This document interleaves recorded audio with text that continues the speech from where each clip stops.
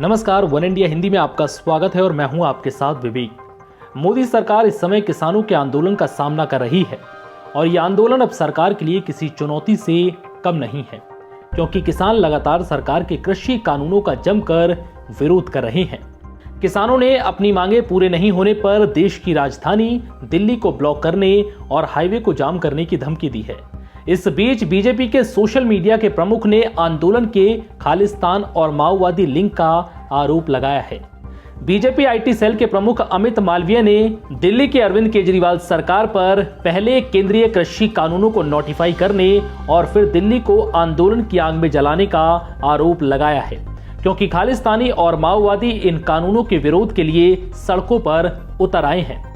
अमित मालवीय ने अपने ट्वीट में लिखा, अरविंद केजरीवाल के नेतृत्व वाली दिल्ली सरकार ने 23 नवंबर 2020 को ही नए कृषि कानूनों को अधिसूचित कर दिया है और इन्हें लागू कर रही है, लेकिन अब जब खालिस्तानी और माओवादी इसके विरोध में आगे आए तो वो इसे दिल्ली को जलाने के अवसर के तौर पर देख रही है। ये कभी किसानों के बारे में नहीं, केवल राजनीति के बारे में सोचते हैं। बीजेपी के इशारों पर अब आम आदमी पार्टी की प्रतिक्रिया भी सामने आई। आपकी ओर से जारी बयान में कहा गया है कि बीजेपी को समझ में नहीं आ रहा कि किसानों के राष्ट्रव्यापी आंदोलन से किस तरह निपटे। ऐसे में लोगों का ध्यान हटाने की वो कोशिश कर रही है। बयान में यह भी कहा गया है कि दिल्ली गवर्नमेंट की ओर से जारी अधिसूचना किसानों को अपनी फसल मंडी से बाहर समेत कहीं भी बेचने की इजाजत देती है। दिल्ली में फलों और सब्जियों की बिक्री पहले से ही डीरेगुलेट थी, अब ये बात अनाज के लिए भी लागू हो। हमने मंडियों को खत्म नहीं किया और ये चल रही हैं, इसके खिलाफ किसान नहीं है। अरविंद केजरीवाल ने कहा है कि किसानों की मांग ये है कि मंडी के अंदर या बाहर उन्हें न्यूनतम समर्थन मूल्य मिलना चाहिए। हम इस मांग का समर्थन करते हैं।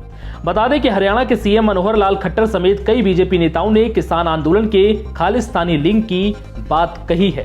खालिस्तानी कनेक्शन की बात सर इसमें सामने आ रही है, सभी कुछ अभी तक कोई इनपुट मिला नहीं। इनपुट ये है कि कुछ इस प्रकार के अनवांटेड एलिमेंट्स ये इस भीड़ के अंदर आए हुए हैं और हमारे पास रिपोर्ट्स जो हैं, अब इसका खुलासा अभी करना ठीक नहीं है, लेकिन जैसे ही कोई पुख्ता प्रमाण मिलेंगे आपको बताएंगे। कुछ उन्होंने नारे बोले हैं, एकदम सीधे सीधे नारे बोलते हैं, जो ये कहते हैं उनके अंदर से जो चली है, जो ऑडियोज वीडियोस चली हैं कि हम इंदिरा गांधी को ये कर सकते हैं तो मोदी को क्यों नहीं कर सकते हैं। सारी चीज़ें होंगी, एक बार इस समस्या का हल करेंगे।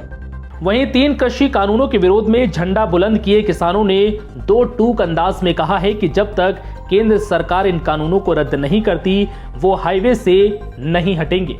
उन्होंने इस कृषि कानून को किसान विरोधी करार दिया है। फिलहाल इस वीडियो में इतना ही। नमस्कार।